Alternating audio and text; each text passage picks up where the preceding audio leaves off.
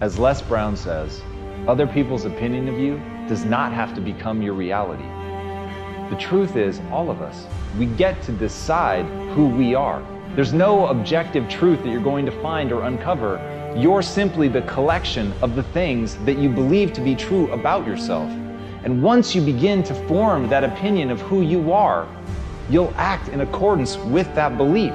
You begin to shape a vision of yourself in your own mind, and that becomes the reality, a vision of the person that you want to become. And that vision is so hard for all of us to hold on to that we have to protect it. We have to keep other people out of that. We've got to have intention in creating the person that we want to become. The squeaky wheel gets the grease. And you've been taught all your life not to ask. You've been trained, keep your head down, don't embarrass yourself, don't embarrass the family. You can't temporarily dive into it, sample it out, and roll out.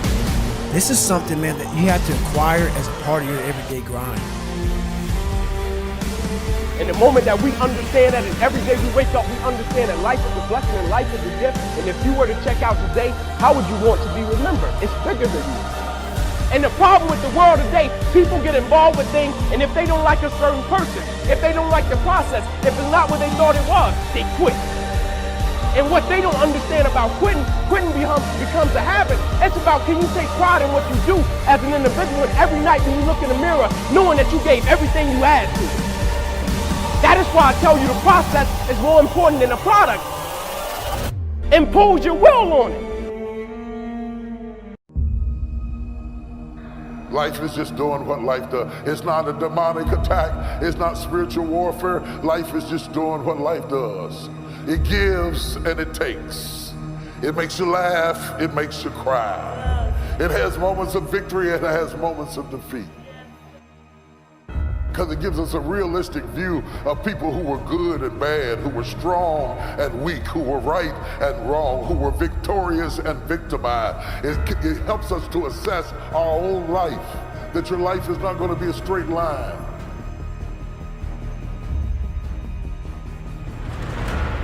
You can do anything you want that you have passion for, because that eliminates most of the crap.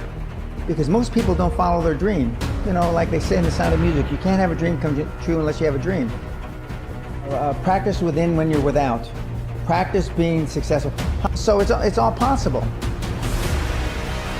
You just have to wake up. You just have to break that negative spirit. You have to break through. I don't feel sorry for you. You feel sorry for yourself. That's the problem. We have a responsibility to walk in the direction of peace. I want to laugh. I want to smile. I want to enjoy myself. You decided that this is what you wanted to do with your day. Feeling good isn't just an opportunity. Feeling good is a responsibility that we all have for ourselves. When you understand what those needs are and which ones you're focusing on, you start to understand why people do the crazy things they do, including you and I. We want to understand what's really going on so we can help, so we can make a difference. But most of us are running patterns over and over again, and we want to free that up. To free it up, we got to break the pattern. We got to do things that are different. So we're going to do something different. I believe that if you really want to be effective, you got to tell the truth. See it as it is, but not worse than it is. You've got the power in you to do that. You've got something special. You've got comeback power. Here's the other thing. Let us say together, it's possible. It's necessary. It's me. Nobody can live your dream for you but you. Stop coming up with excuses. Don't give yourself permission to continue to live a small life. You can't fit a big dream into a small life.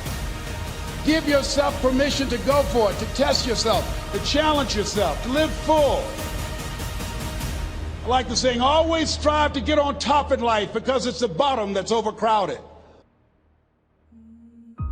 You don't belong at the bottom, and it's time for you to get your butt from down there.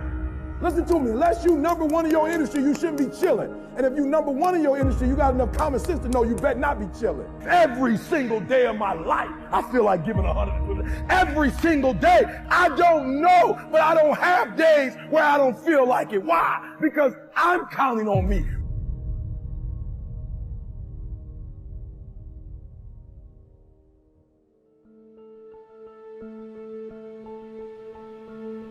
The fact is that most of us in our culture define who we are and how well we're doing, and even our very humanity, on the basis of some very artificial criteria. Those criteria, most of the time, are considered by people in our culture to be the ultimate. And they are things like success. How much success do I have? That is, how much money am I making? How much stuff comes into my life? How many accumulations am I able to get? There's certainly nothing wrong with that.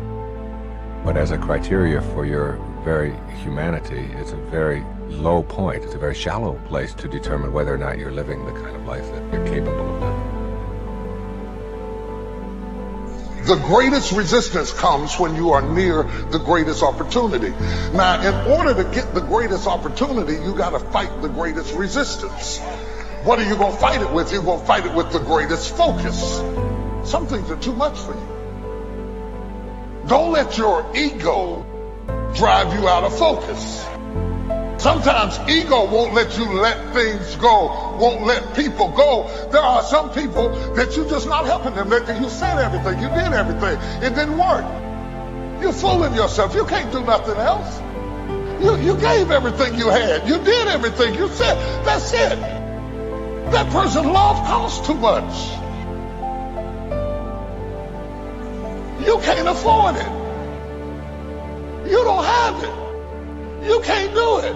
You gotta focus. I am fire when I am focused. I am fire when I am focused.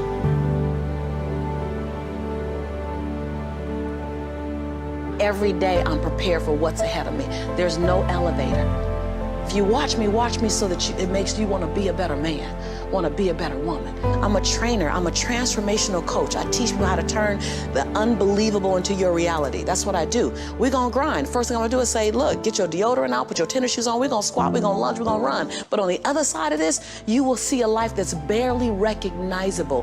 Why? Because I'm living that life. I wasn't talented academic-wise. It didn't fire off fast for me. I learned later that it was because I was dyslexic and I had all these other learning styles that makes me more unique. I was willing to be inconvenienced for my conviction. Like, if you go where you've never gone, do what you've never done, and say what you've never said, you'll become the woman and the man you've always known yourself to be. It will come to you if you keep working on yourself. And by the way, your purpose will most likely change over time, because we should always be growing and evolving. I like to think of self-development always like fitness. If you want to be fit and strong, what do you need to do? You need to commit to working out every single day.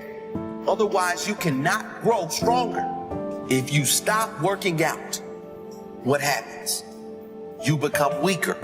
The same is true for your mental strength.